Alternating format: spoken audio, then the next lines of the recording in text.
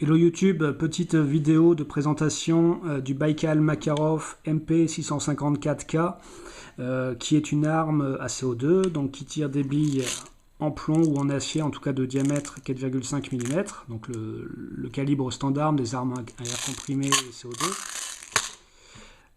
Il ne s'agit pas d'une arme à feu, c'est une arme à CO2 donc utilise les sparklets de 12 grammes de CO2 habituels. Qu'est-ce qui fait de cette arme quelque chose de remarquable? La première chose, c'est que on est quelque chose sur vraiment lourd, qui est en acier. En fait, l'arme est fabriquée dans les mêmes usines qui fabriquent le véritable Makarov en 9 mm. Et les matériaux sont strictement les mêmes que ceux utilisés pour la véritable arme, à savoir de l'acier. Donc on a bien une carcasse en acier qui est bleuie, on a le reste du corps qui est en acier parkerisé, hein, on voit c'est plus mat. On a les plaquettes, un plastique qui n'est pas terrible à mon sens, mais qui est conforme à l'arme véritable. Ce qui distingue l'arme de l'original, ce sont déjà les marquages, mais sinon extérieurement, on ne voit pas la différence. L'œil averti verra que là où sont normalement éjectées les douilles tirées, ça diffère, mais visuellement, voilà, de loin, c'est pas forcément évident. Le calibre aussi est un petit peu plus petit, puisqu'on n'est pas sur du 9 mm.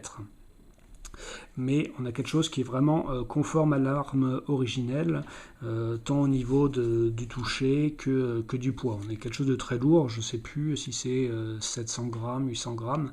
En tout cas, on peut taper dessus. La légende dit aussi que le Makarov servirait... Attendez, je vais en arrière. Voilà. La légende donc dit que ceci peut servir de décapsuleur. Que dire d'autre? Donc il ne s'agit pas forcément d'une arme précise, hein. C'est pas une arme de match. Au niveau des groupements, à 7 mètres, on va tout mettre dans une cible de 14 cm de côté.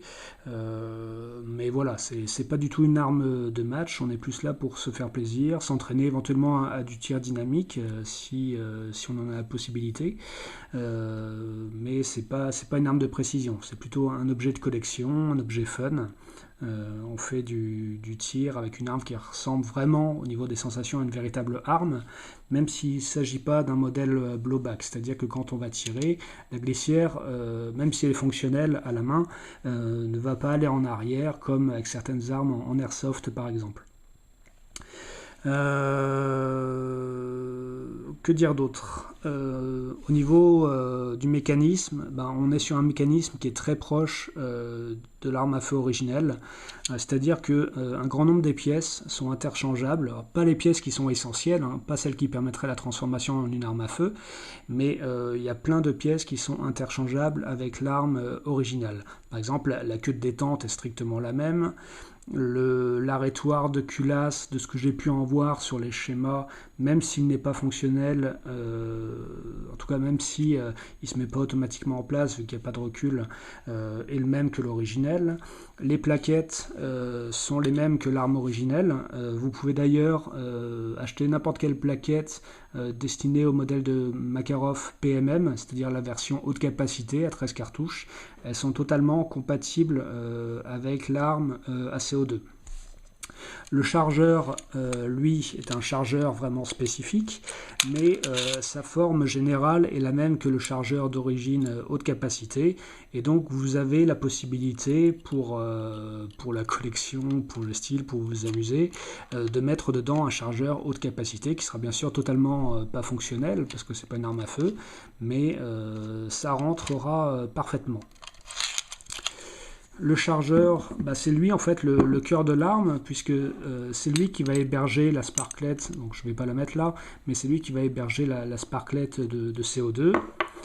Ici, vous allez glisser jusqu'à 13 billes en plomb ou en acier. Et donc, comment ça marche? À chaque fois que la queue de détente va être actionnée, que le chien va revenir en avant. Par inertie, ça va activer la valve que vous voyez ici, qui va envoyer du CO2, qui va faire partir la bille dans le canon.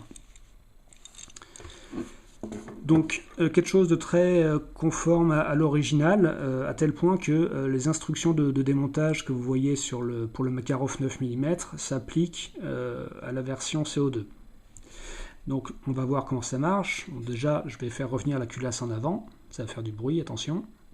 Voilà. Quand on veut démonter un Makarov, c'est en fait ultra simple. Vous tirez le pontet, vous faites glisser légèrement sur le côté, vous voyez, ça revient. Et à partir de ce moment, vous pouvez démonter l'arme en faisant glisser la glissière vers le bas, en la remontant légèrement et en laissant revenir la glissière vers l'avant qui est poussée par le ressort. Donc pour ceux qui posséderaient l'arme originale ou qui connaissent un peu les armes à feu, on a quelque chose qui est très similaire à l'arme à feu originelle. Le ressort, il est assez dur parce que c'est le même ressort que l'arme originale, donc un ressort qui est capable d'encaisser du 9 mm. La queue de détente, donc c'est la même que l'original. L'arrêtoir de culasse, c'est le même que l'original. Le chien, j'ai l'impression, d'après ce que j'ai pu voir sur les schémas, que c'est le même que l'original. Le mécanisme du chien est à peu près le même. Bon, je pense qu'il y a des petites différences d'usinage. Par contre, le canon, lui, n'est pas du tout le même, forcément, parce qu'il ne s'agit pas du même calibre. Mais voilà, on est vraiment très très proche du modèle original. J'ai l'impression que je répète beaucoup le terme original, mais voilà, tout l'intérêt de cette arme est dans la ressemblance avec le Makarov 9 mm. Petite démonstration du mécanisme du chien. Donc là, on va tirer en double action. Donc j'appuie sur la queue de détente et le chien va en arrière et au bout d'un temps, il ne sera plus retenu, il va percuter vers l'avant. La queue de détente n'est pas très sensible, hein. À la base c'est une arme militaire, donc il s'agit qui est destinée au tir de combat, au tir de police, mais il ne s'agit pas d'une arme de match, et donc c'est très très peu sensible, hein. La queue de détente est assez dure. On trouve des instructions sur le net sur comment polir les pièces pour quelque chose de plus souple, mais bon, ça reste quand même une arme ultra rustique. Si vous souhaitez un peu plus de sensibilité, vous avez la possibilité de tirer en simple action. Donc vous mettez le chien en arrière manuellement, et là, tout de suite, c'est beaucoup plus sensible. Voilà, on va passer au remontage.